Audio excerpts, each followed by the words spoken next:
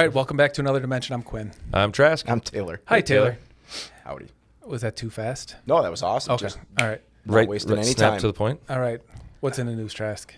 Trump signed an executive order today, or last night. That's awesome.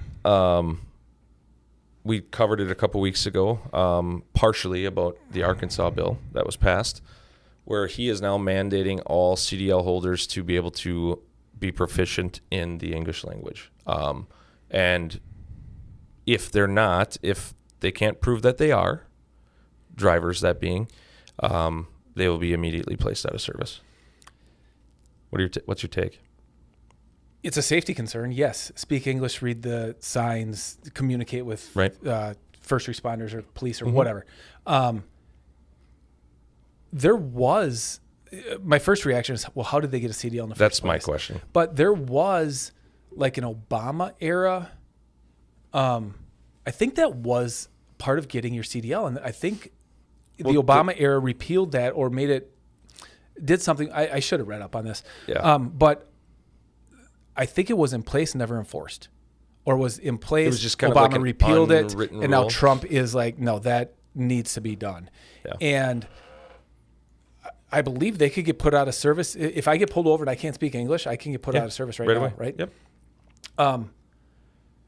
What's that going to do? Time will tell, but obviously everybody here speaks English. There are a lot of companies that there's drivers that don't speak English. Man, What's it do to the broker world? Could it could increase capacity? Could have some lost freight? Could have, I don't know, all kinds of stuff. I think it's good. Yeah. Because I do think it's a safety concern. Yeah. I think that's the only reason. Tell me your customer story. Yeah, I mean, I had a meeting with a customer this week, and they had a project that we ended up not getting, so I was just following up on it. Their customer set it up. Yep, customer set it up, and I said, hey, how did that go? He goes, well, it went pretty okay. I mean, short of the, we had guys showing up in flip-flops that couldn't speak English, and I had to talk into a phone to be able to communicate to them. But, like, that sucks, like that. I don't want to say, hey, there's not a place, and those guys are trying to work, or those drivers are trying to work. If you're here legally and paying taxes, doing the right thing, I don't have a problem with anybody working. But now the right thing is you need to speak English. It's a safety concern. Right. I agree. It kind of goes back to the whole podcast from last week with cannabis. Like, these are the rules you need to follow to do this job. Right. It is a requirement. It's a tool of the trade. Right. It is no different than me needing to have a computer to do my job. Like, you could do yours on paper. Could, but I don't want to. You don't want to. It's like the air traffic world. You have to speak English across the world, like to talk to towers and stuff. It's a requirement. English is the main language of like the world of planes and stuff. So like in that. France, really? in France, the air towers need to be able to speak English. 100%. Yep. That, they can actually, talk. that makes sense. If they want to talk in French back and forth and they're fluent, that's fine. But they have to be able to speak English. I'm almost positive that's like a worldwide law because the crashes were happening a lot more often because of the Disconnect. language barrier. Yeah. That's crazy. Well, that'd be interesting to watch. Yeah.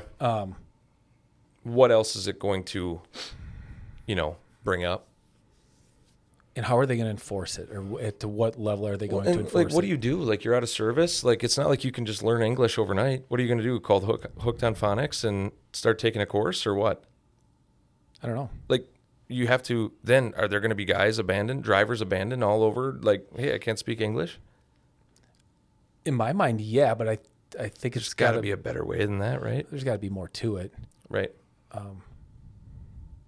I guess. I think it's good, but Yeah. I think that could increase capacity. Yeah. Or I'm sorry, decrease capacity, Increase. Yeah. increase volume. Yeah. Okay.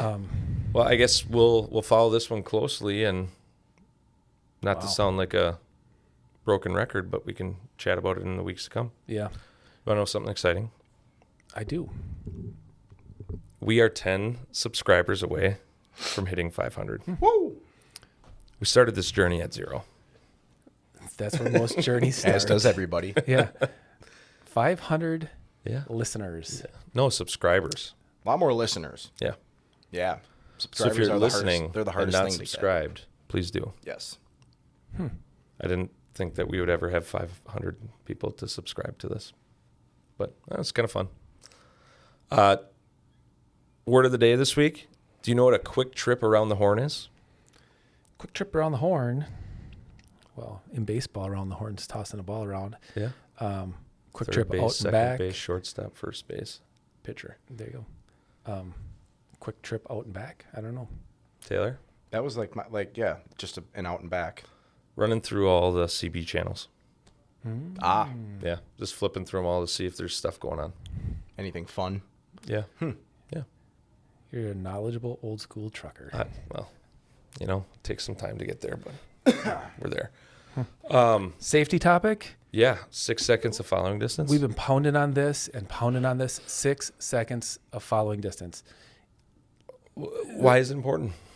Because reaction times, and at 70 miles an hour or however fast you're going, And it's not gospel. Don't just follow at 6 seconds. If you can follow further away, do it. yeah, get in the right lane and let the idiots go by you. Why I are you saw- trying to keep up? Why are you swerving?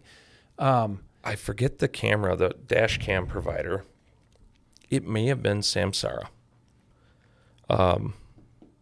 They just released an AI camera Okay. that will tell you hazards within 99% accuracy before they happen, based on driving. Predictive. Yeah, based on like the other car, like how they changed the lane. Was it aggressive? Was it not? And yeah, it's pretty crazy. I was going to tag you in it, but then I didn't want them to start. Sending me stuff. Yeah. So Yeah, but just back off. Like, there's no reason to follow Not anybody. in a hurry so to die close. today. Not in a hurry to die. 6 seconds of following distance. I Right. can't stress that enough. How far is that? Would you say 6 seconds. Yeah, 6 seconds. It's like the one right after 5 seconds. Right. I don't know. You could look it up, but I just curious, I like, just from count the stripes on the highway. The hash marks. Or pick a point Yeah, that's of a car in front of you. Like if there's a car ahead of you, yeah. when they hit it, start counting 1, 1,000, 2, 1,000, 3, 1,000. So it's a decent amount. It's a of decent room. amount. That's what I mean. Okay. I mean, You could if Google you're going it and get 60 miles feet. an hour, that is, Let's go, math man. well, it's 5,280 feet times 60, right? Sure. To get you feet per Hour. hour. Yeah, and then divide that by 60 divided by 60. Yeah. No, 60 divided by 60 times 6. Okay. Yeah. Okay. Makes sense. Yeah. That's so, I don't know, more than 5,000. No, I don't know if that's true or not, but There was a tractor trailer on the way to Green Bay on Friday when I was heading in the back. ditch. No, well, not only this guy was in traffic the whole way. Really? It was, dude, he was like a car That was weaving in and out of traffic. That was on Badger State large cars. There you And go. like people were just ripping the About driver apart. somebody swerving. Was Yeah. it somebody local? Couldn't tell, but it was like down in the median, and like they said the other truckers that went by saw the driver outside just talking to the cops and the tow trucks, and he was just hanging his head. You could tell he was in the wrong. Got him. You don't know how stupid you look or you are until like it happens. Like, just stop. The world of hurt. And he got lucky. He didn't kill anyone. He didn't hit anybody. Right. I thought for sure the guy that I saw was going to clip someone. I've never seen a semi drive like that before with a trailer on the back. Sounds like an excellent driver. And unfortunately, a lot of lessons cost money. Right? Yep. Right. Lessons cost money. Yep. This week, taking a blast from the past. Maybe we'll get Mark back on here to give us some more insight on this, because I'm going to preface this with we are not experts again. We are not. But we know one. Yeah, we do know one, and we proved it. We are not economic professors. We are not people that study this all the time, but we want to take a chance to talk about the supply chain and what all of these tariffs are doing to it. Potentially doing it. Well, some of the effects are happening, right? They are starting to happen, and we're starting to see them. Whether they are placebo or actually going to happen, I don't know. So the immediate shock, just a couple quick facts. At any given time, China, well, right now, imports from China are down 60%. So what does that mean? There are currently 40 cargo ships inbound to the United States from China. That is down 40%. So what is that, 70 total on average usually? Sure. Of the 40 that are coming here, those 40 ships are carrying 33% less cargo. So what does that mean? Due to the tariffs. Due to the Allegedly. tariffs. Yep. From the beginning of April. This is just a study from the beginning of April. It's not because demand, it is because demand those is 40 down. ships, if they're down 33%, take a third of that off, is another 13. Yeah. So you're down to 27. Full ships. Yeah. Yeah. So you're probably up 50, 60% of what's been stopping. Is that good, bad, or ugly? I don't know. Well, a few weeks ago, at least I thought it was good. I think it, in the long run, could be good. Based on the big three, of course. But Which are GDP, unemployment, and inflation. Yeah. But Right. as a consumer, I'm not excited about this. I mean, they're talking, the biggest, people, Amazon, Target, Walmart, all their top economic strategists are saying that we're going to see COVID-like empty shelves by the beginning of May, the middle of May. What is that? Do I want to deal with that again? No. I don't want to have to worry Just about shows if we you the have. amount of stuff that we are importing from China. Right. Well, and it's not right now. I think China is the biggest, but there are other companies. But the main difference here is back previously when Trump enabled these tariffs in his previous term, manufacturers could jump from this country to this country, and get the around product it. could still get in here without the tariff. They called it like arbitrage something. Cabotage. No, arbitrage Okay. for the tariffs. Okay. But now all of these tariffs are simultaneously tied to the other countries that these main tariffs are put to. So there's no way around it. I mean, we live in a world where if I want something, I can go to the store. I don't even do that anymore. I go to Amazon. It's here in 2 days. I don't have to leave my house. What is that going to do to someone like that? So a few weeks ago, the mindset here was, great, we're going to bring manufacturing back to the U.S., right? Right. But that takes time. Yeah. And in theory, if you start thinking about that, we also said it was going to hurt before it gets better, right? Yeah, And it always does. This is where we're at. This is the truth. I would agree with that. But in theory, how long does it take to build a manufacturing facility from the ground up? Long time. You talking a year? Sure. From Easily. year and a half? Okay, so now we're half a year into this presidency, in theory. And we're just starting now. And we're just starting now. Maybe that's been fast tracked. So it's done by year 2. So now we got 2 years to potentially rebound and get that figured out. Is this a long term, like 10 years? Is this a long term, like 5 years? And by the time we get through this, is it all going to be changed? And now we got a bunch of empty buildings and warehouses and crap sitting around? I can't answer that question. Well, the hurdles for, let's just take, you want to talk shoes, talk Nike, Sure. right? Like everything's, I don't know where Phil it's Knight. made. Philippines, Malaysia, I don't know where they're made. China. China? Vietnam. Whatever. Let's say yeah. China. Yep. What's it cost to make a shoe there, right? Yeah. I don't know, but cheap. I'll tell you $6. I'll tell you right now, I heard a stat recently, and I'm going to look it up, but the markup on shoes imported is some insane percentage. Yeah, I think it was like 193%.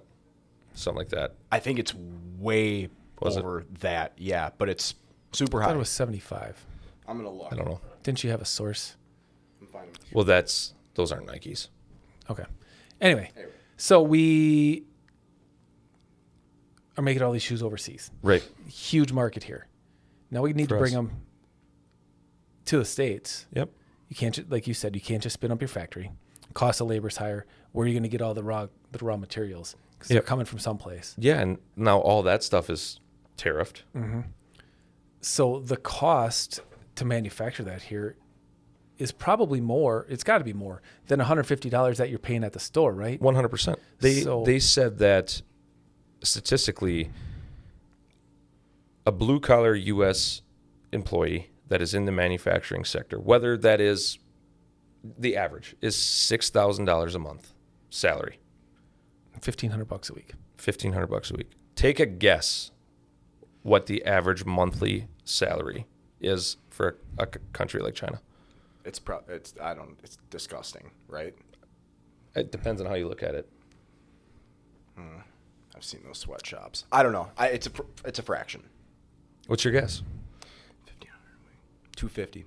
A week? 200, an average of $200 to $250 a week. If You're we're pretty if darn our guys close. are getting Pretty close. $1,500. Yeah. You're pretty close. I was gonna guess about 20%. $1,100 a month. So 250 or 275. 275. 275. Oh, okay. But 20, why is that? You can go into labor laws. We can dive down a rabbit hole of that, right? You can go into emissions or other regulations, right? You can go into Population. Yep. Cost of living. What are their needs? Maybe they're living the high life. I'm not a proponent of saying, hey, they're living a great life at that wage. I don't know if they are, if they aren't. But how do we in America need $6,000 to do the same job as someone in a different country that does it for $1,100? Those are the easy things to Well, address. the cost of manufacturing is so much higher. Right. That's why. But Right. we talked earlier, we work to live, right? We work Right. to eat and hopefully have a house or a roof over our heads. And you hope someday to be able to work for the things you want. Correct. And What's important? it maybe in China, for example, maybe they are just always working to live. I think that is very often the case. Watched a lot of documentaries on that. Those people live in cages. Like the living you see over there, even if it's a fraction of what's normal, you don't see that here. Yes, we have homeless and all that kind of stuff, but like the congestion in like some of those cities, it's like there's 100,000 people in that building right there. So take that one step further, and the immigrants that come to the U.S. to work here, if they're working legit, they've made it, right? I mean, if they're comparing living in a cage to even if I'm living with a family of 12 in a 2-bedroom house, I'm sending that money back home, and I am proud, I'm happy, and I'm living. I can stop at Quick Trip and buy a soda every single morning to go to work or whatever they do. Where someone here would be like, no, that's not. So it's a Right. mindset thing. It is. I mean, you don't know how what's good you needed. have it. You don't. We take that for granted here. Right. And if you've never left, you can complain, but like it's kind of one of the best places to be from every aspect. Well, yeah, I would agree as far as freedoms and That's why you saw life, so many but- Chinese people do you know how many they've seen at the Mexico border? They're going to Mexico first and then getting in that way. They've seen a huge spike in illegal Chinese immigrants through the Mexican border because they can pay their way across. Yeah, it's a lot easier than trying to go it's harder to get into Canada. You can get it. Anyone can get into Mexico. They saw a huge influx of that. it's crazy. Yeah, It's sad. it is. It It's very truly sad. is sad. Yeah. Like when someone, but then on the flip side, they don't know anything different. Maybe they do. Maybe they don't.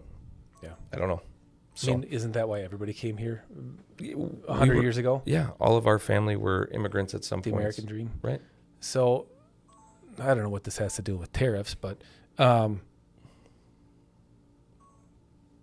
What? I don't, Oh, the squirrel moment? immigration and yeah. Well, yeah, I can see that, but going back to what we were talking about, I guess, I want you to share your story about the toilet paper example, but after this. Okay. In that study where they were comparing 6,000 U.S. average monthly salary to the Chinese average salary of 1,100, they said it was lower in Vietnam and lower in other countries, right? Indonesia, all those things. They also went on to say that 57% of the companies worldwide could not afford to move reshore to the United States. That means 43% of the companies could. That doesn't mean that they would like it or if their products would be affordable anymore. Yeah. Because just in simple math, if they're paying $1,100 for labor in China, they're going to have to 6 times that to go to, and I know that's not how that all works, but 6 times that to get to labor rates and deal with regulation in the United States. That means your $10 piece of clothing is now $60. in simple numbers. In simple numbers. Yeah. It's not going to be exactly like that. As a consumer, how do you knowingly say, hey, I'm not okay with the way that they're living. I feel bad for them, but then have to purchase those things because it's easy and convenient for you? I don't know. It's just weird. Random squirrel moment. Yeah. But back to the topic. Of toilet paper? Toilet paper. Okay. The shortage. Okay. Remember the COVID shortage? We were talking about the COVID-like shortages before. Yeah. Did we share this yet or no? Not on the podcast. You told us after. Okay. So I've got a couple friends in... Really? Like, yeah, 2. I have 2 friends, Ben and Tom, I'm kidding. who are both in the paper industry, I guess. Yeah. And go back to COVID, and we had this toilet paper shortage, and everybody's hoarding toilet paper and what have you. The consumers, right? The consumers were, yeah. And Ben's like, it made sense because the population didn't go down, right? What happened? Everybody stayed home. Right. Everybody still had to use toilet paper. Right. But the problem was the manufacturers that could produce the good 2 and 3 ply toilet paper that everybody wants at home, Yep. they couldn't produce enough. Right. And the people, when we stayed home, we didn't go to the Walmart and have to use their single ply toilet paper, right? Right. So all these commercial bathrooms, if you will, that use the single ply weren't being used. Right. And so it flooded or over, it made the 3 ply world. They needed more to keep up with demand. They couldn't do it. Right. And the single ply manufacturers or lines weren't capable of producing the higher quality or higher standard toilet paper. So that's why there was a shortage of toilet paper. It wasn't that they weren't producing the stuff that we wanted. We weren't set up to produce. Yeah. So to spin up new machines or retrofit them was, number one, time consuming and tedious, and it was too costly. And they couldn't get parts because probably getting parts from China or whatever. But fast forward to this. Yeah, I was just going to say, let's tie it back into this after our weird rabbit hole experience. Still with the toilet paper. Right. A lot of the high-end toilet paper lines are run on virgin pulpwood out of Canada. Okay. And virgin pulpwood has different structures and fibers. Different structures and fibers, yeah. Ben taught me that. So it makes the toilet paper different, softer, whatever.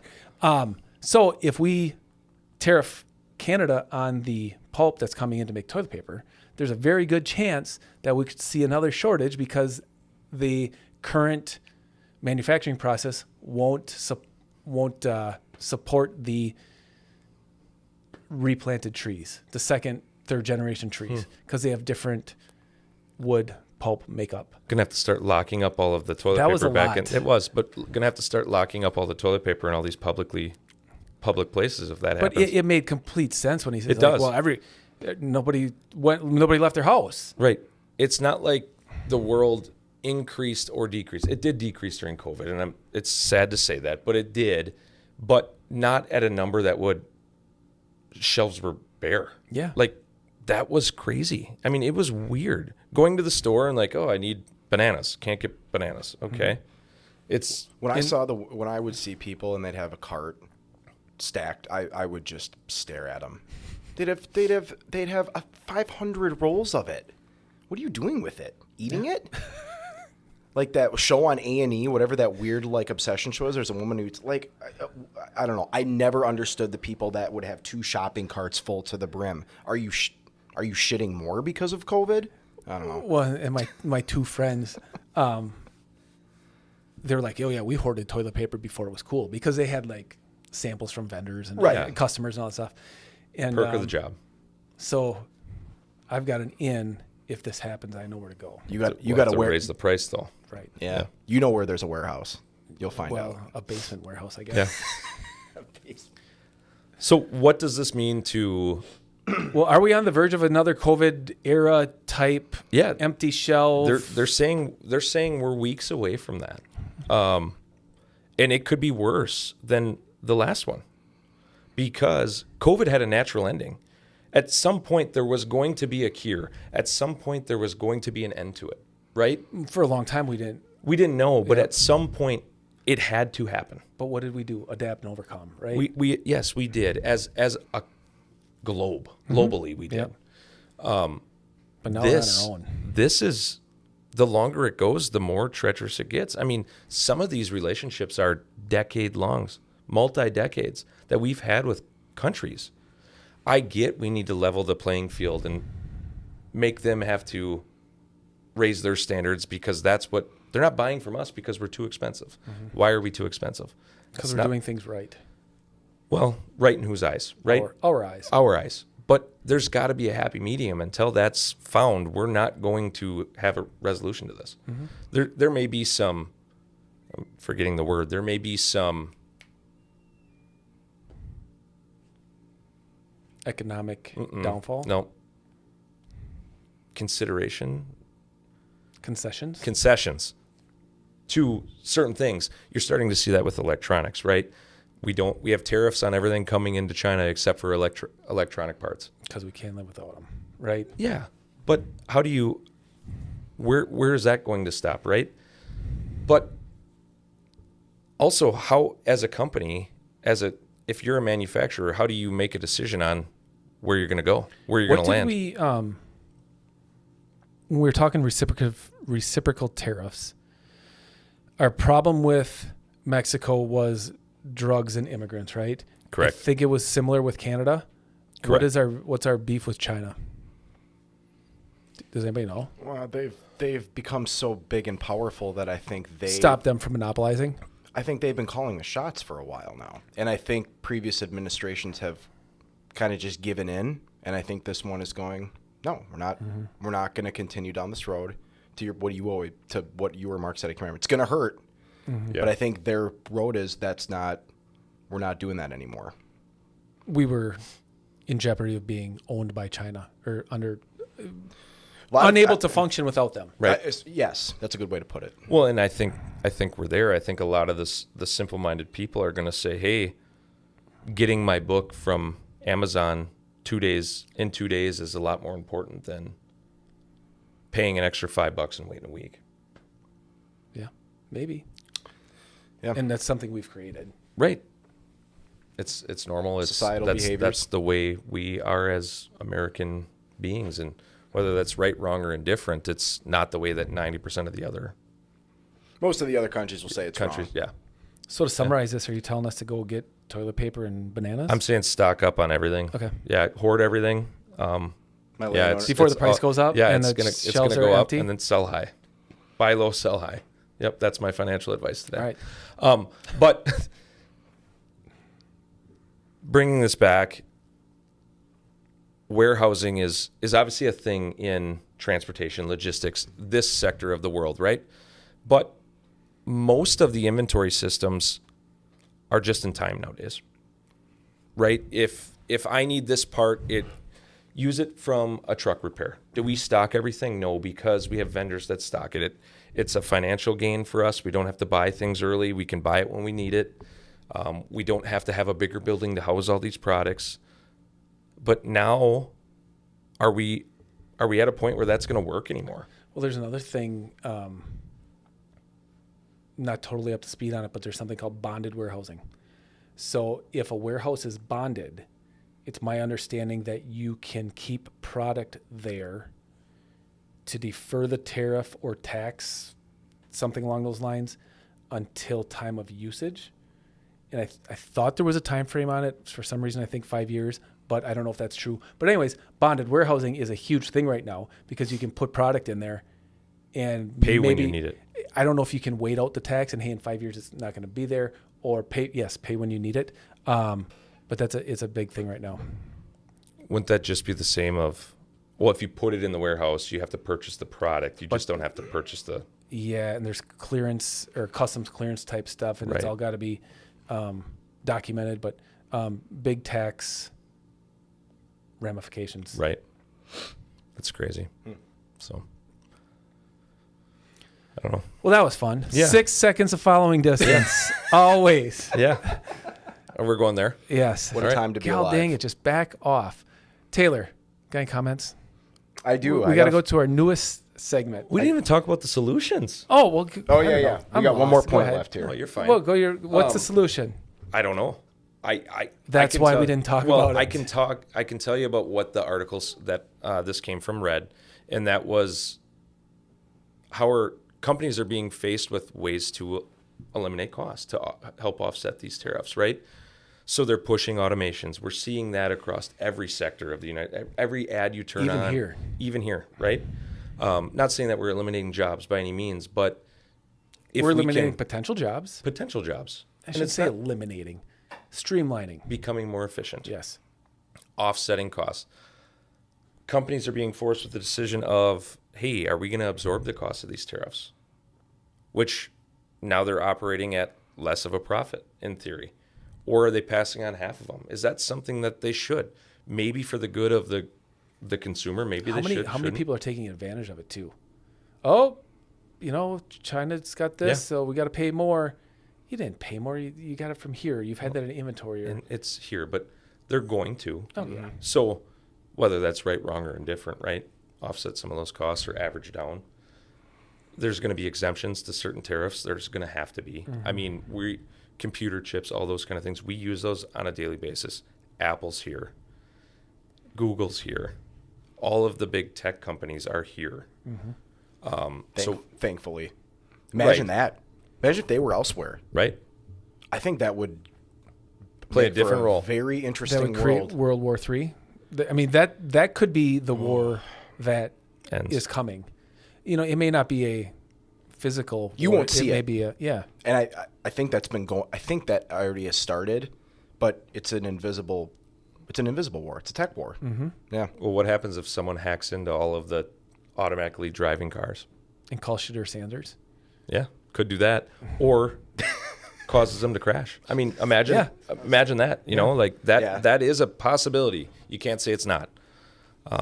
So that's what the article said. Short of the Congress is proposing, it's a bipartisan bill that any tariff lasting longer than 60 days needs to be approved by Congress. It can't just be automatically put into place. Okay. Makes That's sense. Makes what sense. they went on. Yeah. Yeah. Separation of powers. Yeah. So that's my thoughts. 6 seconds of following distance. Jeez Louise. Funny you say that. You met Charlie? Wait, what? Oh. The guy commented back. Oh, after we picked him. right. He Yes. said, he said Hold on. Preface it. so last week we started comment of the week. We had some fun / like negative in a good way comments. Leave them all. But last week's was, how did these morons get a podcast? Jeez Louise. Yeah. Well, we picked him, and 20 minutes ago he said, "That's all I have to say to win." Jeez Louise. So I think he took it. He took it well. Perfect. Yep, that's the comment of this week. Well, two and he in a listened row. again. Yeah, he must have listened. So Gotcha. Gotcha. Yeah. So he didn't think we were too bad. Did you subscribe yet? Yeah. That's Maybe probably that was, that was maybe probably that was 490. $4.90. Who is it? His name is his YouTube username is James Lukenbill. No, that's not him. He didn't comment. Jeez Louise. I think he changed his name because the Shrek picture is the same. I think he changed his YouTube name because it was a Shrek photo last time with a different name. No, James has been contacting us for a while. Oh, Yeah. that's all he. Oh, maybe It's probably incognito. Pony Boy, Pete. Gulf Coasty Gulf trucker. Coasty Yep, Yeah. our buddy. Does he have a Hopefully shirt on? Awesome. So who commented? All I have to do is say that. Jeez Louise. That was James Lukenbill who said that. So he was responding. He was responding to the comment, podcast. Yeah. I see. Yeah. He saw what we said. Okay. Yeah, so maybe that guy didn't answer, but so you got to pick a new one quick. You want to do a quick shout out? To who? I don't know. We actually, whoever's listening, but We're gonna Harold real quick. Sorry, Harold just said love the show. awesome. So Thanks, thank you, Harold. Harold Shashel, something All right. like that. Yeah. Yesterday, Awesome. love the show. Awesome. Perfect. Thanks, Harold. You want to do your shout out? Yes. I might ask her to come on here. Gwen's detailing, Yeah. local person who details trucks, known her for years, and she just moved, like close to my house and be kind of by Quick North.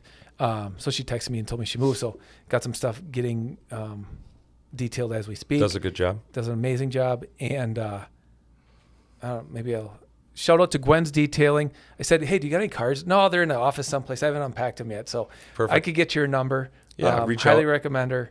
And Is that Wrightstown, technically? yeah, I would say Is that so. Yeah, Wrightstown, Wisconsin. Reach out to her. maybe we'll get her on here. Yeah, awesome. Thanks for listening. We'll see you next week. Later, guys.